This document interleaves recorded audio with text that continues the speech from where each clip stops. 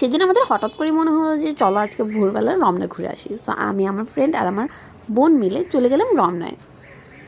আমরা ভোর 6টার দিকে রমনায় গিয়েছিলাম, আর যেতে যেতে 6:30 বেজে গিয়েছিল। সো ঢোকার পথে দেখলাম যে এখানে কাঁচা ছোলা বিক্রি করা হচ্ছে, ছোলা মাখা। আমার ফ্রেন্ডের আর আমার বোনের খুবই পছন্দ, এই জন্য ওরা সেটা নিয়ে নিল। ও, আমি এসব পছন্দ করি না আর কি। সো এরপর এই তো আমরা এন্ট্রি নিচ্ছি। আজকে অনেক দিন, মানে অনেক অনেক দিন পরে আমি রমনায় গিয়েছি। আমার বেবি হওয়ার পরে আমার আর যাওয়াই হয়নি। সো যাওয়ার পরে আমার খুব নস্টালজিয়া ফিল হচ্ছিল, মানে কলেজ লাইফে সেই দিনগুলো খুব মনে পড়ে যাচ্ছিলো। যখন কলেজে পড়তাম তখন তো প্রায় সময় আমার রমনা যাওয়া হতো। কলেজ বাঙ্ক দেওয়া মানে আমার রমনা যাওয়া। ইভেন কলেজ ছুটির পরেও রমনা যেতাম, মানে সময় পেলেই রমনায় দৌড় দিতাম। কলেজে সেই 2টা বছর মনে হয় রমনা আর কলেজ এরকম করতে করতে আমার কেটে গেছে। আমার এখনও মনে আছে আমি কলেজের সামনে দিয়ে, মানে এই গেট দিয়ে যখন ঢুকতাম, ঢুকার পরে শাহবাগ দিয়ে বের হয়ে যেতাম, এত মজা লাগতো তখন হাঁটতে। সো এই যে আমি দেখছিলাম সবাই এখানে ব্যায়াম করছে,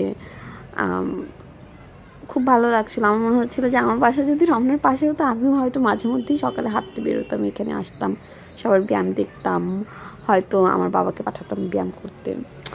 সো যাই হোক, এরপর আমার বোন তো এখানে এই শুকনো পাতাগুলো, ঝরা পাতাগুলো দেখে খুবই খুশি হয়ে গেছে।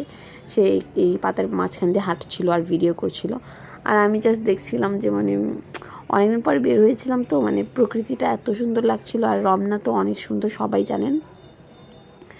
সো আমি এই ভিডিওগুলো করছিলাম, মানে এই জায়গাটা আমার কাছে খুব ভালো লাগছিলো, এই জন্য আমি ভিডিও করছিলাম। আমি কিন্তু এখানে গিয়ে এবার কাঠবিড়ালিও দেখেছি। সো যাই হোক, আর মূলত আসলে সেদিন আমাদের 3জনের হঠাৎ করে প্ল্যান হওয়া যে আমরা কোথাও, অনেক দিন ধরে কোথাও যাওয়া হচ্ছিল না, এই জন্য ভাবলাম যে আজকে একটু কোথাও যাই। তো কাছে কোথায় যাওয়া যায় এটা ভেবে আমরা রমনায় চলে আসলাম। সো এখন কিন্তু রমনায়, এখন না আসলে অনেক আগের থেকেই বেবিদের একটা প্লে জোন টাইপ একটা জায়গা আছে। তো আমি মূলত সেই জায়গাটা খুঁজছিলাম। এই যে আমি কিন্তু এখানে কাঠবিড়ালি দেখাচ্ছিলাম, হ্যাঁ আপনারা কি দেখতে পাচ্ছেন? ভিডিও তো ওইভাবে দেখা যায়নি, বাট আমি দেখছি ওইখানে অনেকগুলো কাঠবিড়ালি। সো যাই হোক, তো আমি ওইখানে প্লেজন খুঁজছিলাম, তো প্লেজন তো খুঁজে পাচ্ছিলাম না। এর আগে আমার বোনরা অনেকবার এসেছে, কিন্তু আমার কখনো আসা হয়নি, প্লেজনের ওই সাইডটাতে যাওয়া হয়নি। সো আমি ভাবছিলাম এবার আমার মেয়েকে নিয়ে যাই, একটু ঘোরাঘুরি করি, ও খুশি হবে। আর আসলে আমার মেয়ে অনেক বেশি খুশি হয়ে গিয়েছিল, ওর তো পুরো চোখে ঘুম ছিল, তারপর ও গিয়ে অনেক খুশি হয়েছে। আর এই যে একটু আগে যে গাছটা দেখালাম, এই গাছটা ফুলগুলো তো অদ্ভুত ছিল। সো যাই হোক, এই যে আমরা কিন্তু পেয়ে গিয়েছি প্লেজন, অনেক অনেক অপেক্ষার পরে ফাইনালি পেয়ে গিয়েছি প্লেজন। সো এখানে তারপর আমার মেয়ে কিন্তু অনেকক্ষণ খেলা করেছে। আর আমার ইচ্ছা ছিল যে ঠিক আছে বাচ্চাদের প্লে জোনে, মানে ওইখানে যে দোলনাটা আছে ওইখানে আমি উঠবো, কিন্তু পরে দেখে এত উঁচাতে আর একটা কাঠের দোলনা লাগাই রাখছে। আর এই যে আমি আমার ফ্রেন্ডকে খুঁজছিলাম, পরে পেয়ে গেছি।